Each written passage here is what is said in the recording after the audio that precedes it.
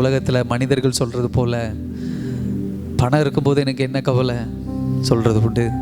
சொந்தங்கள் இருக்கும்போது எனக்கு என்ன கவலை, என் வேலை இருக்கும்போது எனக்கு என்ன கவலை, என் சொத்து இருக்கும்போது எனக்கு என்ன கவலை சொல்கிறாங்களா? இதெல்லாம் என் பிள்ளைகள் இருக்கும்போது எனக்கு என்ன கவலை அப்படின்னு சொல்லி இப்படி சொல்கிற எல்லாரும் ஒரு நாள் திரும்ப அவங்க வாயிலிருந்து இன்னொரு வார்த்தை வரும், இது எல்லாம் பொய், இதெல்லாம் ஏமாற்று, இதெல்லாம் துரோகம் பண்ணுறவங்க, இவங்க எல்லாம் என்னை ஏமாற்றிட்டாங்க, இவங்க எல்லாம் என்னை கைவிட்டுட்டாங்க, இவங்க எல்லாம் என்னை அனாதை ஆக்கிட்டாங்க அப்படி சொல்கிறது உண்டு.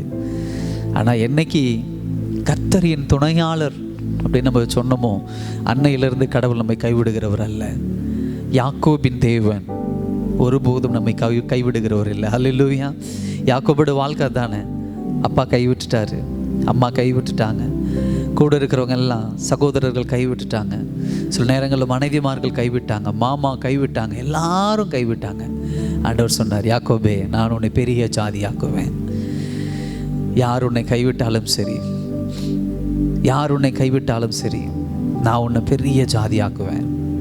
வெறுங்கையா போற நீ, இரு பரிவாரங்களோட இந்த இடத்துக்கு நீ திரும்பி வரப்போற, வந்து நீ என்ன ஆராதிக்க போற. அல்லேலூயா. இந்த காலையில் ஆண்டவர்கிட்ட சொல்லுங்க, ஆண்டவரே யார் இல்லாமல் போனாலும் சரி யாக்கோபின் தேவன் எனக்கு துணையாளராக இருக்கிறேன்.